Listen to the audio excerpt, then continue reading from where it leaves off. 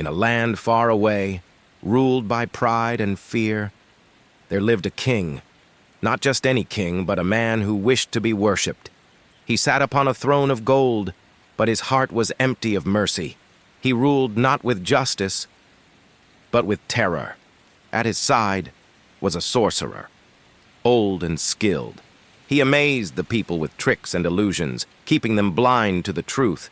But time wore on, and the sorcerer, sensing his end, approached the king. "My lord," he said, "I grow weak. Give me a boy, someone I can teach, so that when I'm gone, your rule will still be feared." The king agreed. A boy was chosen, young, sharp, curious, with eyes that searched for more than magic could offer. Each morning he walked the long road to the palace, to learn spells, to bend light, to amaze the masses. But one day, along that same road, he heard something. Soft words, a gentle voice, verses unfamiliar but beautiful. He followed the sound and found an old monk, alone, under a tree, reciting words from the heavens.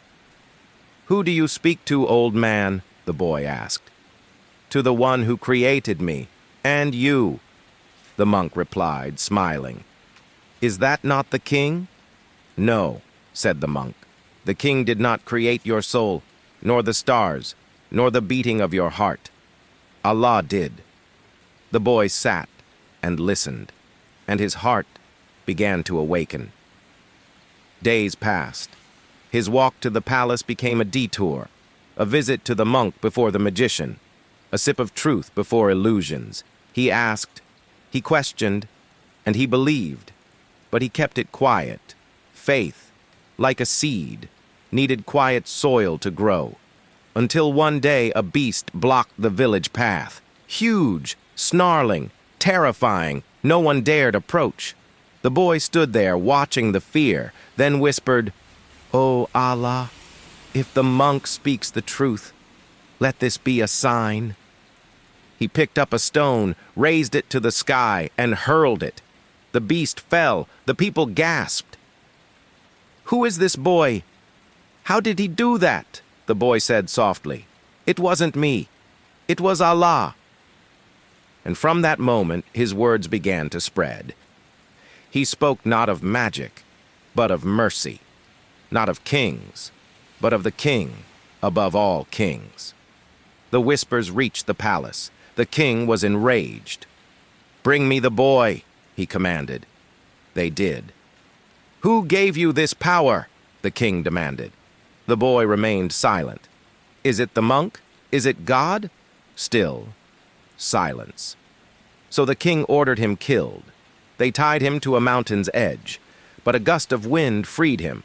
They tossed him into the sea, but the waves brought him back to shore. Every attempt failed. The boy returned each time, unharmed. Faith protected him more than soldiers ever could. Finally, he stood before the king and said, "You will never kill me, unless you do what I say." The king leaned forward, curious. "Gather the people, tie me to a tree. Take an arrow from my own quiver, and say aloud, 'In the name of Allah, the Lord of this boy,' then shoot." The king, burning with pride, agreed. The people gathered. The boy was tied. The king took the arrow. "In the name of Allah, the Lord of this boy," he shot, and the boy died. But then the people gasped. They had heard it. Allah, from the king's own mouth, and they believed, hundreds, thousands. Hearts awakened all at once. The king trembled. His throne now felt like sand, so he ordered a trench to be dug, a long, deep ditch filled with wood, lit with fire. "Bring the believers," he said, and one by one they were asked, "Do you believe in the Lord of the boy?" "Yes," they said. And one by one they were cast into the flames. Mothers, fathers, young and old. Then came a woman holding her infant, tears in her eyes, fear in her heart. She stepped forward, then stopped. She looked to the fire, then down at her baby. Her feet trembled, but suddenly, her child spoke. "Oh, mother, be patient, for you are upon the truth." She gasped, held her baby close, and walked into the fire. And Allah revealed, "Cursed were the companions of the trench, the fire full of fuel, when they sat by it, watching what they did to the believers. They resented them only because they believed in Allah, the exalted in might, the praiseworthy. They were not warriors. They held no swords. They owned no armies, only belief. And belief was enough. May we be like them, quiet, firm, and full of light. Even when the fire is near, reflect, remember, return." This is Quranic Stories. Good night.